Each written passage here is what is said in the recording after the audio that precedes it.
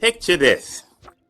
You're strolling through downtown with a friend, lost in a conversation, when strangers intercept your path.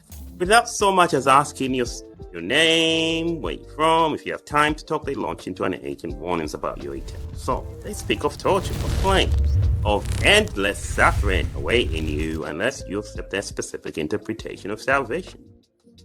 When you politely decline, they persist with increasing fervor, painting vivid pictures of your inevitable doom or damnation. This scene played out for me on a Virginia street corner, but it happens daily across America. What drives people to approach perfect strangers with threats of eternal torture? The answer reveals something disturbing about human psychology and the doctrine of hell itself. These evangelists would insist they are motivated by love and concern for our souls, yet their behavior tells a different story. They don't know us, our struggles, our beliefs, or our names. They show no interest in who we are as people. Instead, they lead with cosmic threats and demand immediate spiritual submission. This isn't love. It's spiritual terrorism dressed in religious language. The doctrine of hell for non-believers serves a psychological function that has little to do with divine justice and everything to do with human vindictiveness. It is basically a person trying to use God as a conduit for how they feel about you when you don't agree with them. Throughout history, some Christians haven't been content to wait for God's judgment. They took matters into their own hands, burning witches, torturing heretics, and executing skeptics, all in the name of God. Remember Hypatia? The flames of the stake were a preview of the eternal flames they imagined awaiting their victim. Here's the uncomfortable truth. For many believers, the idea of unbelievers burning in hell provides deep satisfaction. They are not content with the idea of just them having eternal life. You would think that if this lady approached me, she'll be talking to me about eternal life, how happy she is that she's going to be in eternal life. And if I had time to talk, you think that that's what the ladies would do. But no, they want to talk about how I was going to go to hell. It's the ultimate revenge fantasy. Those who reject their worldview, challenge their beliefs, or simply live differently will suffer unimaginable torment forever.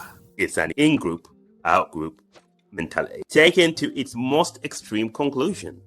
No, it's not temporarily. I don't just get to see you suffer for 2 years or 1 year. I get to hear that you're suffering forever. Even those who claim to feel sorrow about hell reveal the fantasy through their behavior. I mean, if they truly believed a loving God was sending billions of people to eternal torture, wouldn't they be paralyzed with grief? Most are not. Instead, they sleep soundly, enjoy their lives, and occasionally interrupt strangers' walks to issue warnings that feel more like threats than genuine concern. Sometimes they gather in churches and talk about these threats and concerns. It's part of the enjoyment. Sort of like imagining what will happen to those people who don't believe what we believe. The Virginia evangelists, as I call them, insisted they didn't want me to go to hell. This raises a fascinating question I wish I'd asked them. Are you more compassionate than God? If they answer yes, they have admitted God is cruel. If they answer no, how can they feel sorry for me when God apparently doesn't? Their street corner concern makes God look like a cosmic dictator, a divine Genghis Khan who demands total submission or inflict eternal torture. They position themselves as reluctant messengers, warning about the tyrant's wrath. When confronted with the cruelty of eternal damnation, many Christians retreat to a familiar defense. God doesn't send you to hell, you send yourself to hell. The creator of a torture chamber bears responsibility for its existence and use, regardless of whether victims choose to enter. According to Christian theology, God created hell, established its rules, and determined who will be there. The doctrine of hell for non-believer serves earthly purposes more than heavenly ones. It satisfies our basest impulses for revenge against those who think differently. It provides comfort to believers that their faith will be vindicated through their neighbor's suffering. Being able to think about being right and somebody wrong is actually a good feeling. It's a very good feeling. When you're right and somebody else is wrong, it's one of those really good feelings. You really feel good about it. It offers a tool for social control, believe or burn. Most tellingly, it transforms ordinary people into sidewalk prophets who feel justified in disrupting strangers' lives with threats of eternal torture. They mistake their revenge fantasies for divine revelation and their sadistic satisfaction for righteous concern. If you believe in hell for non-believers, I challenge you to examine why. Is it because you carefully studied theology and concluded this doctrine reflects perfect justice?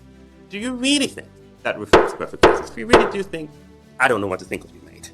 Or does some part of you take comfort in imagining those who reject your beliefs will suffer forever? The strangers who approached me in Virginia probably went home feeling they'd done God's work. They never realized they'd actually revealed something dark about their faith and themselves. Their vision of God as an eternal torturer of non-believers says less about divine nature and more about human capacity for crowing, dressed up in religious clothing. Perhaps it's time we stopped threatening each other with cosmic torture and learned to peacefully coexist. Perhaps we could mind our own business and let others mind theirs.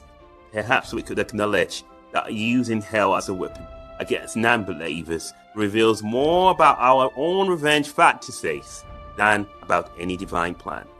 The next time someone warns you about hell, ask yourself this question. Think about it. Are they sharing good news? Or are they indulging in a socially acceptable revenge fantasy?